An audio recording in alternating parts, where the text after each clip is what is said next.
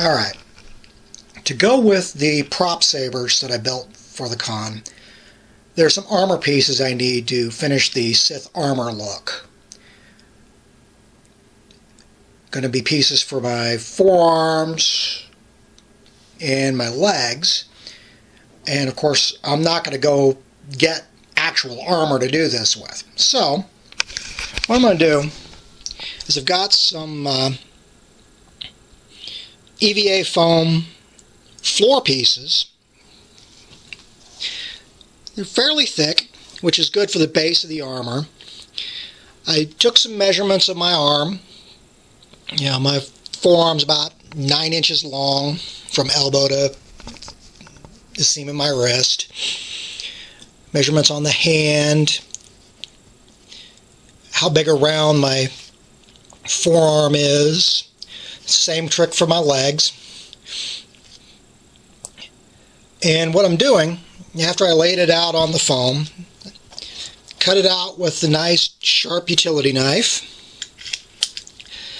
And to start with, I'm using a heat gun to help me shape it a little so that I can actually wrap it around my arm.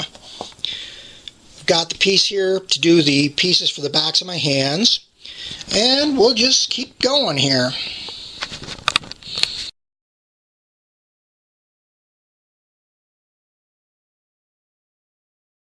Alright, and now we've got the pads for the backs of my hands, as well as for the tops of my shoes, so that I don't need to get expensive boots. The fun part's going to come when I start detailing these and rigging them to actually be worn.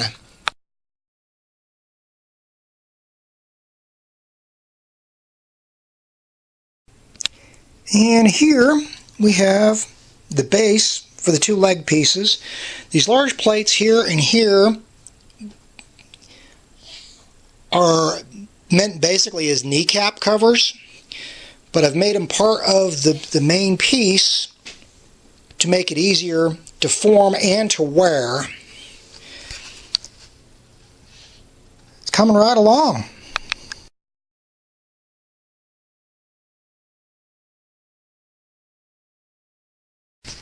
Alright, doesn't look like a whole lot's been done, but I've got the beginnings of my strapping on the four major pieces.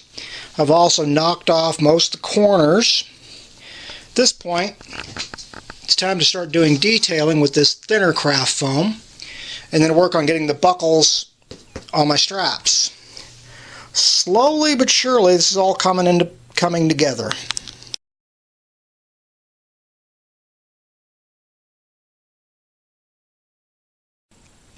Alright, little quick progress report. At this stage, before I finish final detailing on the pieces, I've gone ahead and installed the clips that'll make it easier for me to take these on and off. Then I've also started adding some surface detail using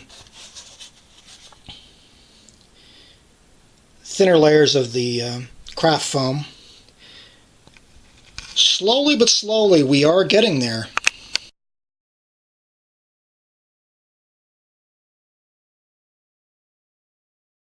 Alright, at this point I decided I still needed one more piece of armor for the suit. What you see here, a little big to fit in the view, is what will actually become the back and chest piece, as well as some bit on the shoulders, for the armor. Now, this is still in the raw stage. I haven't hit it with the heat gun yet to bend it. Middle section here will get set up so I can Velcro it into place to close it. Still working on knocking off all the edges, all the corners rather. What I'm going to do when I go for final assembly is I'm going to leave a little gap like this and put some of the thinner craft foam in the middle to give me a little more flexibility, especially at the shoulders. And I'll go in and put some detail on. But that's where we're sitting at the moment.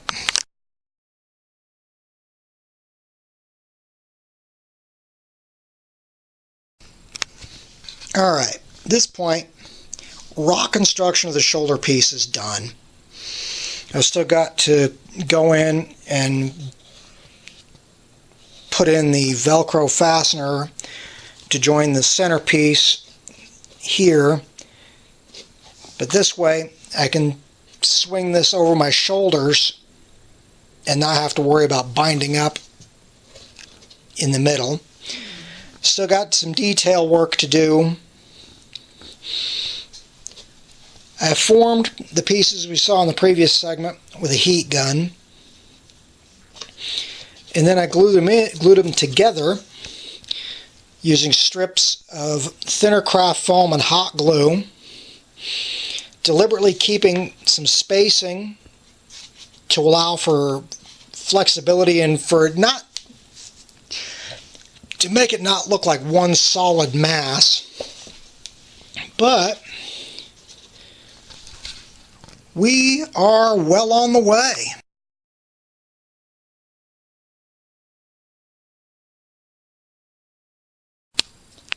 Alright, at this point, minus the Velcro for fastening, this piece is now also ready for, lack of a better term, primer and paint.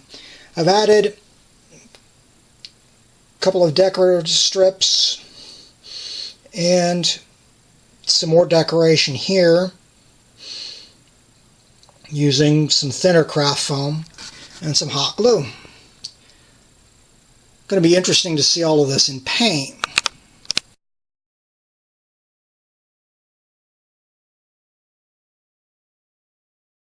Alright, the painting has begun. As you can see, I've got one of the arm pieces in here.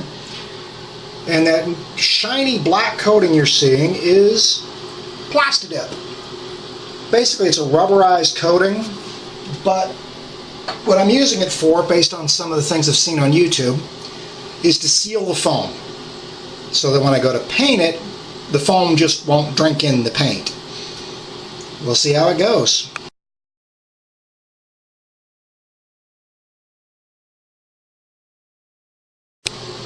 Alright. After letting the Plastidip dry, I hit it with a coat of black primer, and then decided, we need a dark metallic for the Sith look, and the contents of this can will surprise nobody. That's Tetsu's Graphite Dust Lacquer. I figured it was a perfect choice over the black, and it's looking like I was right.